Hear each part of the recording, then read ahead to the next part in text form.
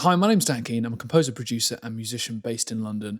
I'm always looking for these little 1%, these things that help just elevate our music production to the next level. It could be hardware or even just software, but the combination of multiple small things can make for really dramatic musical changes. And I think it's handy to have these things at your disposal because when all of these unique things are combined together with your unique sound aesthetic, it creates something unique to you. Now, I'm always on the search for new plugins or sounds, these little things that can add those 1%. And often I'm targeted by adverts and I'm often lured into buying them, things that I see while I'm idly scrolling through Instagram.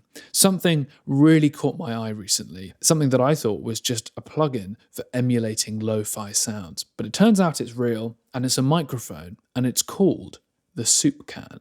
So this is the Soup Can mic. It comes in one of these handy little bags. And very simply, it is a can with a plate inside that connects to a jack connector. You then plug this jack into your interface and hey presto, you can begin recording sounds. So this is what my large diaphragm condenser sounds like. This is what my tin can sounds like. So you can hear it sort of sounds a bit crap, but I guess I knew that before I bought it. The idea is not to have something that sounds great, it's to have something that sounds different. And I think you'll agree with a little bit of processing, this could take really, really well on its own, or what I'm thinking more likely, in conjunction with other things in a mix. Now, I bought this can and the £5 optional extra of the mic stand holder, which is quite handy if you're actually going to put this into a session. And all in all, I spent £20. Now, I don't really know the science behind these microphones. I think I'm actually quite late to the party. I believe they're actually quite easy to make. Definitely don't cost £15 to put together, but I really like the kind of aesthetic of this thing, and I just thought it would be fun to try it out. So I've written a piece, and I thought the best thing to do would just be to record each of the parts and see how they sound dry, and then with this soup can microphone. So that's exactly what I'm going to do. I'm just going to take you through the project and show you how they sound. Now, in an ideal world, I'd love just to be able to play you everything live, but because I'm stuck here in this studio and I've only got around me the various instruments, I've had to get a little bit creative and in some cases record the sound of my speakers playing the different parts and then recording it in stereo using this on the left and then this on the right speaker. So I hope you'll forgive me for that, and if this is successful, I might return to this at a later date. Now, one thing I was really excited to try recording was the sound of a guitar amp. So I called on the help of my friend Ed, who recorded some awesome lines for this project. Is there a tone knob on this? I suppose you put it on your... I'm going to try playing something. Just see. Sure. That sounds cool. I really like that. I like that. Okay, so this is my Logic project. I've just muted all of the different can microphones so that you'll hear exactly how it sounds live. And then I'll just take you through and show you how I put this thing together. Shouldn't take very long. So this is the project dry of any effects.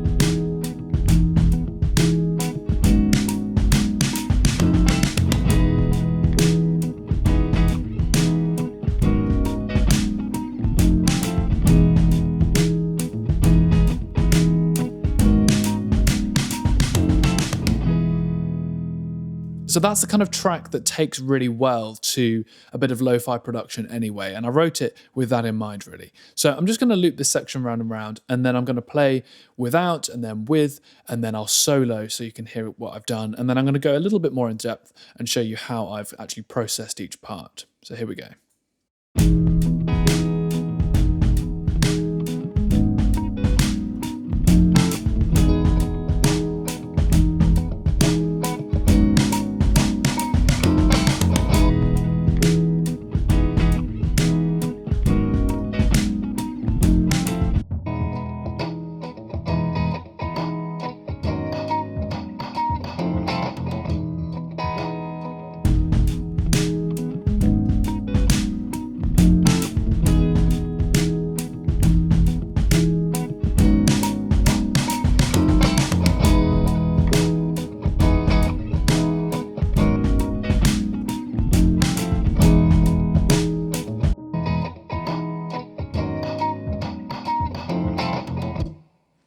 So you can hear that it's quite distorted. If we just have a quick look at the guitars to begin with, we've got this one down the middle here, which I think was recorded really, really nicely.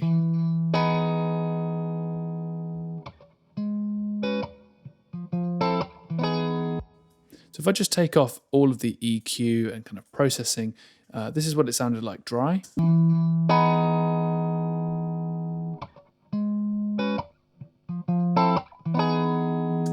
So we've got 3 microphones on this amp. We've got the can, which on its own sounds like this.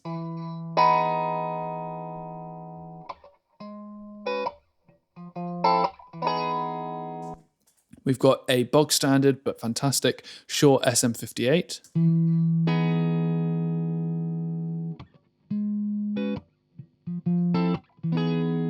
Lovely tone. And then we've got the Sontronics Delta.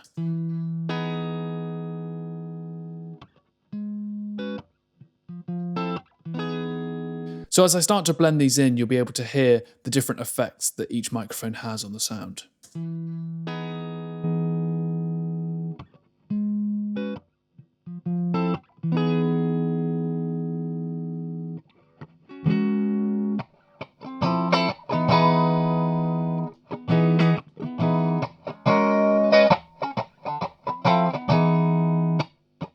So I think you can probably hear there that the can just has a very kind of naturally mid-rangey sound to it. So with an EQ, I've really just kind of notched out this bit around 1K. It's quite kind of harsh really around there.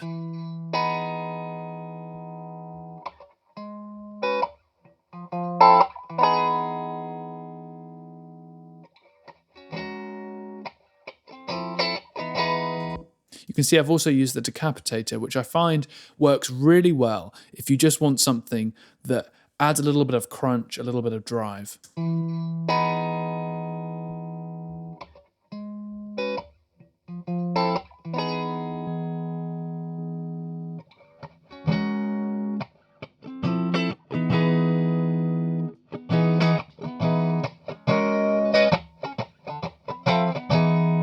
I just find because of the kind of dimensions of this thing, it's going to resonate differently within a room to other microphones. This becomes the kind of diaphragm, the sounding board.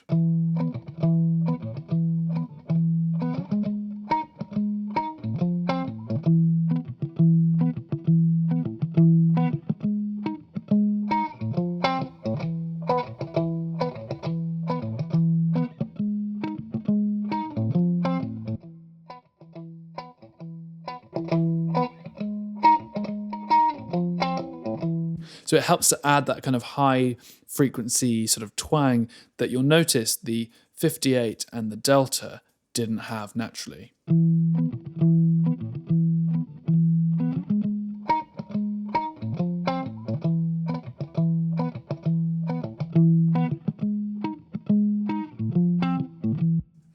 Now, when it came to the stereo signals, I had to get a little bit more creative. So I started off with this piano, which is the Woodchester with my little effects that I added last week. If you haven't seen it already, linked up above and down below.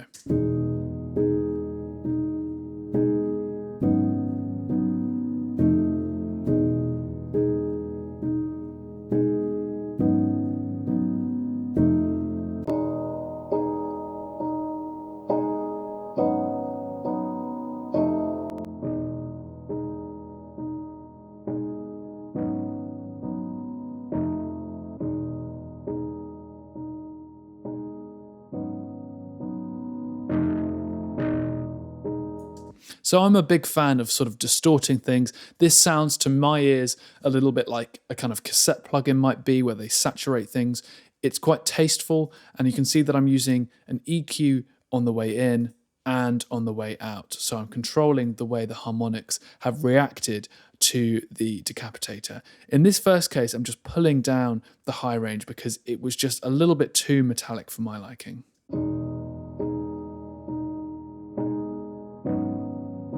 It also helps just to control the Decapitator. It doesn't kind of fire off too much. And like we said, there is a sort of bump in those upper mid frequencies. So this just helps to control it on the way in. I do also find that Decapitator tends to add a little bit of its own kind of upper frequencies anyway, just in the way it kind of emulates that tube saturation sound. Here, I'm just notching out again at that frequency that's just quite kind of prominent. So in this case, I actually had to do 2 recordings, one for the left and one for the right. I thought I wasn't going to spend £30 on 2 of these if the first one wasn't any good.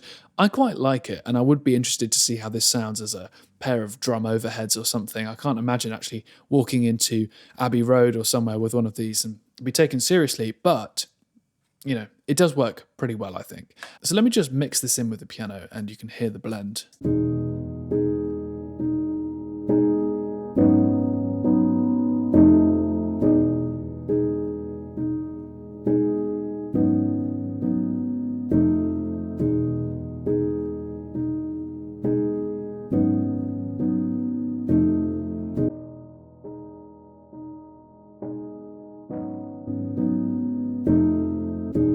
So it's more subtle with this. It's more just about kind of creating an atmosphere around it. In fact, what I haven't done is add any reverb to this. So if I add this to this is my favorite reverb at the moment, Cinematic Rooms Professional. This is the bright chamber setting.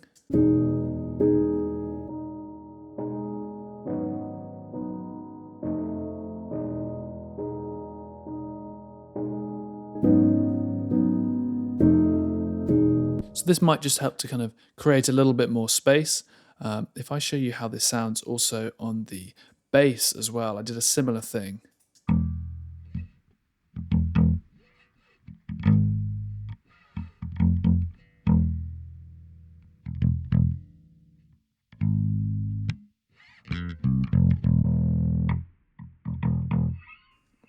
Now, I don't know if you've used this much, but the FabFilter Saturn plugin is really great for basses. I learned this from Nolly Getgood, who was the producer, still is the producer, I think, for Periphery. He uses this plugin all the time, and it's great as a multi-band, but also it's great as a transient shaper because you can actually get a little bit more control over the way the dynamics fall away. So if you want something a little bit more punchy, you can pull the dynamics down. And I found that this was particularly helpful with such a noisy signal, which I did have to denoise using RX. But as you can see here, by pulling down this dynamics fader, we're able to get the doo-doo without the kind of wash of the can. So that was quite helpful.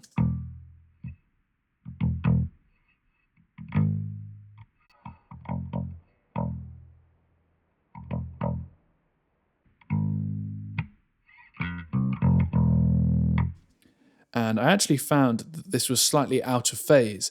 So I've actually phase inverted it here using a gain plugin. But if I just fade this in,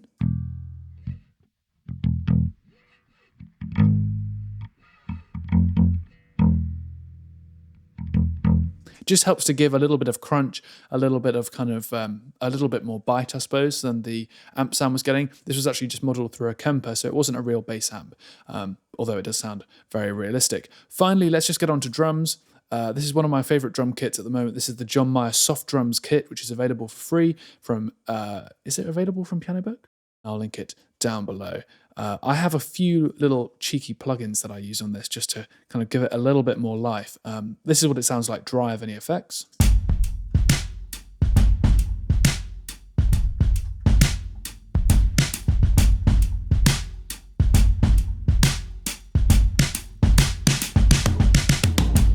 Sounds so cool. And then this is the drum can.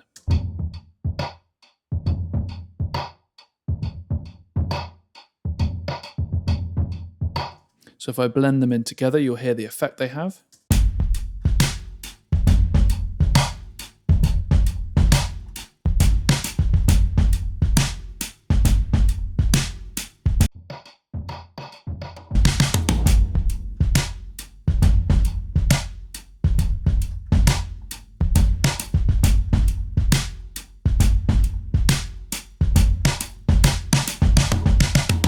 Now, I had to be quite creative with this one because I found that just by throwing everything through the can, it was just a bit washy. So I actually re-recorded 6 times the sounds of each of the elements in turn. So we've got the kick drum on its own, which raw sounds like this, which I quite liked, but it just needed a little bit more beef. Vegan beef, of course. So I've notched out this hateful frequency again. I've added a bit of Saturn here, so I'm really boosting that high frequency and then driving it with the old tape setting. And then I'm using Decapitator to, yeah, just punish it a little bit. Now, interestingly, I didn't use the transient shaping tool. I just used the FabFilter Pro G as a gate. Otherwise, it would have been a bit kind of washy and floppy. So this just kind of gave it a little bit more punch. Onto the snare drum, similar story really. And I actually sent it some reverb as well, so it didn't feel quite as dry. This is it without any of the reverb. So it just helps to give it a little bit more air. And with this, I did use the transient shaper just to kind of pull in that transient after it hits.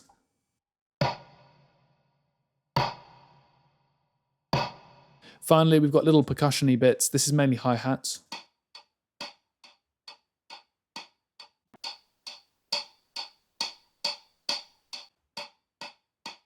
So not doing too much here. Again, just pulling down the dynamics so you get more of the hit and less of the kind of hiss that washes over the rest of it. So in general, a pretty simple mix, mainly to kind of homogenize it together. But yeah, I particularly like how it sounds on the snare drum, maybe not so much on the kick.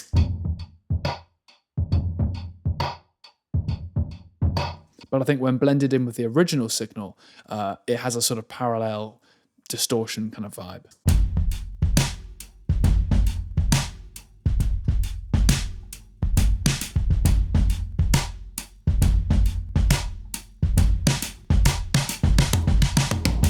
So would I recommend the Soupcam mic to you? Well, it's a difficult sell. It's not something that you're going to use every day. It's certainly not something that's going to be the prized possession in your mic cupboard. However, it is very unique. And like I said, you can just put this in front of your own speakers, record an interesting sound, put it with a bit of distortion, and there you go. So I hope you enjoyed this video. If you did, please give it a thumbs up. Subscribe if you haven't done already. Lots of exciting things to come. When I eventually manage to go to a recording studio, should I take this with me? Is this something that you can imagine hanging in front of a drum kit or putting up next to my beautiful Decapitator setup? Is that something that you would be interested to see? Let me know in the comments down below. Thank you so much for watching, and I'll see you again very, very soon.